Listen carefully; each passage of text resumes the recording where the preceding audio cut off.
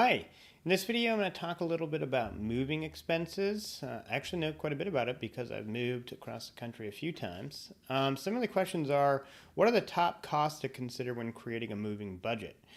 Well, you have to decide, are you going to rent a full moving company or have them do everything?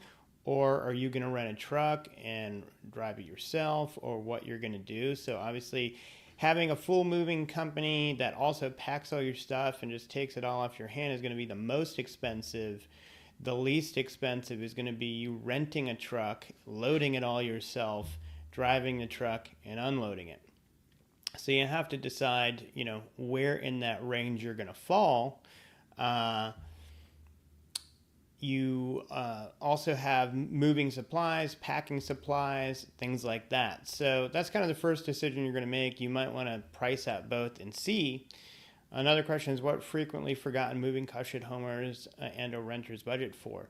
I would say, what are you going to do with your car? Like, say you hire a mover, you also may have to move your car if you're moving really far away. So that's another cost, to get a truck to come get your car and drive it somewhere. You could otherwise drive your car while your stuff is being moved, but in that case you would have gas and travel expenses to consider. You also have to, if you do get movers, remember you got to tip them. So that's another expense that's kind of at the very end that can be like, oh man, more money. You probably want to get your house cleaned on the way out. It's going to be pretty dirty, so that would be an additional cost to consider.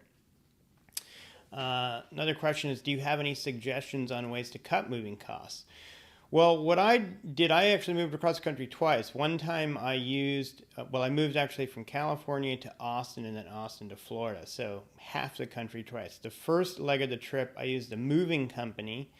They came and picked everything up and took everything, and then we shipped our car. We packed everything, they loaded it, had our car shipped, and we flew. That was, I think, somewhere in the range of $12,000. When we moved again, I was like, we're not going to do that. I went and rented a 26-foot truck. I packed as much in there as I could. I donated the rest. I drove the truck from Austin to Florida. My wife and son flew, and we still shipped our car. That whole thing cost us about $6,000.